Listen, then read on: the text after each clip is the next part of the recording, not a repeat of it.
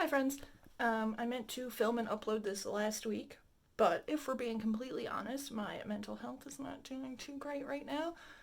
Due to this quarantine, I have spent the last 2 months completely by myself, well, with my two cats, and I love them to death, but they're getting on every single nerve. I'm just waiting for Obi to jump up right here now, because that's what he's been doing all day.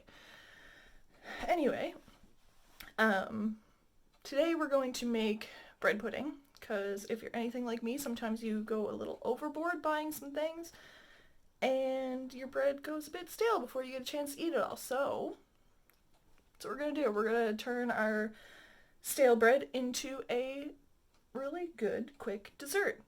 Um, yeah, all you need is bread, butter, eggs, milk, sugar, vanilla, and cinnamon, and you got yourself a good dessert. So, yeah, that's what we're gonna do today. Super quick, super easy. By quick, I don't mean the cooking time because the cooking time is a little bit longer, but it's worth it. So, okay, so we got our oven preheating to 350. The first thing we're gonna do is take our 9x9 pan. If you don't have a 9x9, you can use two bread pans. Honestly, works the same. I've also done this as muffins, like little tiny, like one person size, even though this for me is one person size because I love bread pudding so freaking much. So what we're gonna do first is grease our 9x9. This is fun. This is the part I always forget to do, and then when I am standing up doing dishes in a couple days, once this is empty, I hate myself. So, because like that soggy bread that's like stuck on here after, it's not fun. It's not fun to scrape off. It's not fun to end up in your sink water. It's just not fun. So we grease our 9x9 and then we take out 5 to 6 slices of your old stale bread. Make sure it's not moldy. I usually keep my older stuff in the fridge just to make sure it doesn't go moldy. So yeah, it's 5 to 6 slices of bread, and you just tear it up or you cut it up and you put it in the dish. Okay, so my pan, well, it looks pretty full after 5 slices, but I'm just going to rip up the 6th one and poke it in there just to give it a little bit more body, I guess. I'm really bad with articulating what I'm doing, but, you know. So you just rip it into bite size or a little bit bigger than bite size, a little bit smaller, whatever, wherever it fits. Just poke it into your pan. You can do this with white bread. That's what I'm doing today. You can do it with whole wheat or multigrain. If you do it with multigrain, you might end up with a few seeds in there, but like honestly, doesn't matter. It throws you off a little bit while you're eating it because all of a sudden you're like, oh, what's that crunch? But it's just a seed. No big deal. I've done this with croissants as well. I made a really nice pumpkin bread pudding for Friendsgiving, but today we're just going to do it with white bread because that's what's in my fridge. So I got that all ripped up and put in the pan. I melted a couple tablespoons of butter. Someone remind me to clean my microwave because I put this in for too long and it popped and got all over the inside of the microwave. So we just pour that over the top. And we're going to just put this off to the side for now. Our next step is the custard that you pour over it. So, in a bowl, you break 4 eggs. I'm gonna hope these aren't the eggs that I heard boiled yesterday. We'll see. Break them on your counter, because then you definitely won't get eggshell in your bowl. Or it reduces the risk anyways, because when I put my fingers in, I'm realizing that it could fall from there, but you know. Reduce the risk of getting eggshell in whatever you're doing and crack it on your counter. They're not hard-boiled, so that's fun. So that's 1 egg.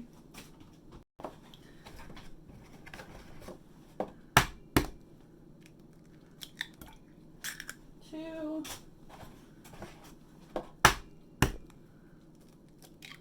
3. And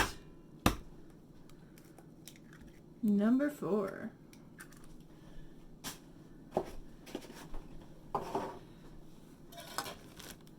And we're just gonna whisk them up, or you can use a fork. Just beat your eggs up like so. Ew.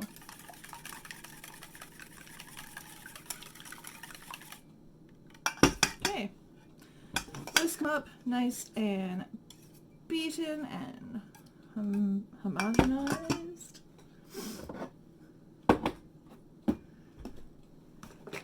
2 cups of milk.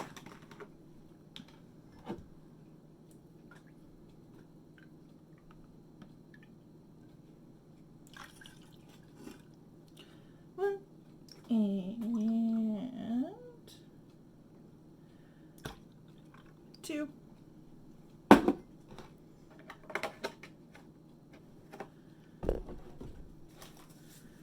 3/4 of a cup of sugar.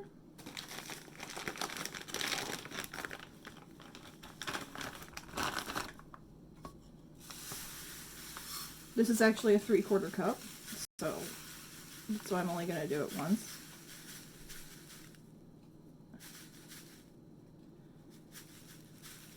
I shouldn't be measuring this over the bowl, but if a couple granules get in, it's no big deal. You should measure it elsewhere, like pour it in, level it off, dump it in.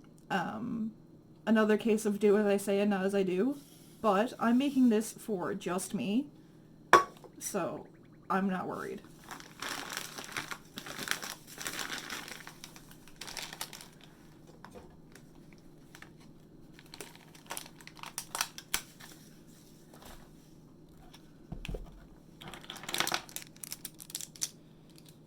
A teaspoon of vanilla. This is probably the only time ever you're going to see me measure vanilla, because I usually just, and we're done.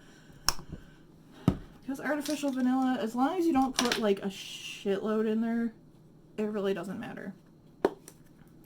And about a teaspoon of ground cinnamon. And whisk it up. Once all of your custard is mixed up, you just carefully pour it over your bread.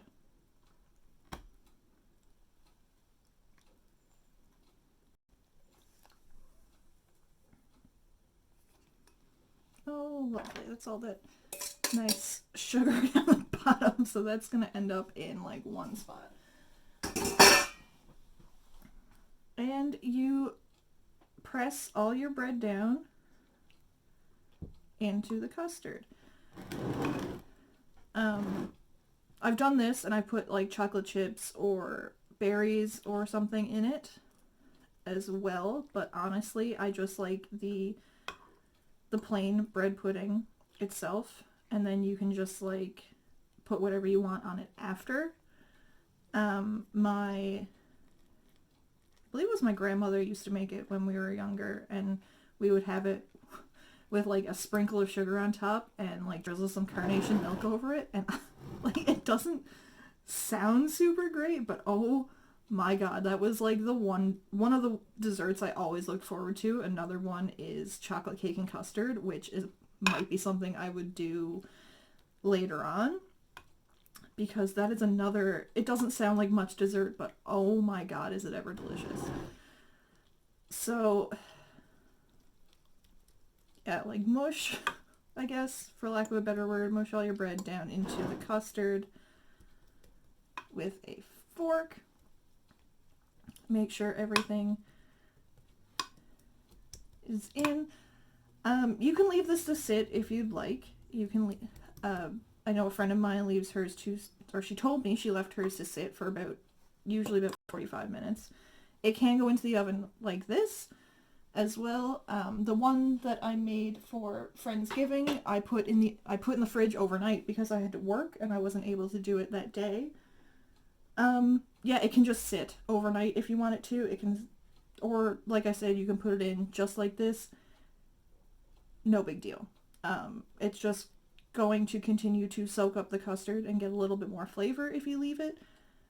But we're just going to put this in as is right now because I haven't eaten all day and I want to make supper and I want this for after supper. So I believe I did mention it at the beginning of the video, but I forgot to say it again. It went in the oven at 350 for 45 minutes, and then we're gonna at least check on it, if not take it out then. So I'll see you then. Okay, so mine was ready after 45 minutes. It's gonna puff up a bit. So this is what it's gonna look like as soon as it comes out of the oven. See, everything is a little springy. And where your crusts were from your bread are nice and crispy.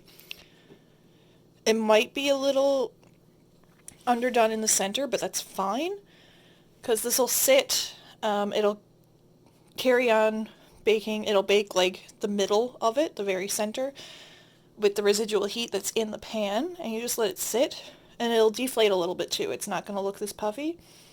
So when mine is cooled and ready to eat, I'll show you what it looks like again then. As you can see, now that it's been sitting for a little bit, it has sunk down and it's still nice and tender, and it's going to be delicious. That's Obi.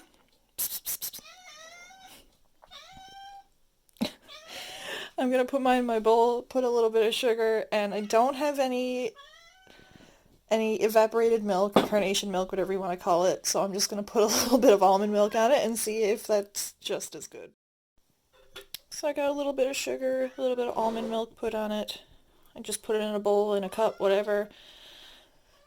And yeah, that'll be like in your 9x9. That's about 4 servings. Like I said, I'm probably going to eat the whole thing myself. Well, obviously I'm going to eat the whole thing myself, but I'm probably going to eat the whole thing like tonight. But yeah, I got a little bit of sugar, a little bit of almond milk on it. It tastes delicious. You can also put chocolate or fruit or cream, all of it. It's going to be really good. So that's bread pudding. Super easy, super tasty. You probably already have all the stuff in your kitchen. If you make it, let me know. On Instagram, actually, would probably be the best place, at Home Cooking with Jules. And if you have something that you'd like to see me make, or a suggestion for something that I should make, you can DM me there, or comment on one of my posts. I like to keep things pretty simple, especially for my last video and this video are both quarantine cooking, so I kind of want to do something that it might be stuff you already have in your kitchen, but I do want to keep, for the time being, I do want to keep my stuff kind of simple and easy to follow. So, yeah, if you make one, let me know. Let me know how it turns out. Send me pictures. Let's be friends. Thanks for watching.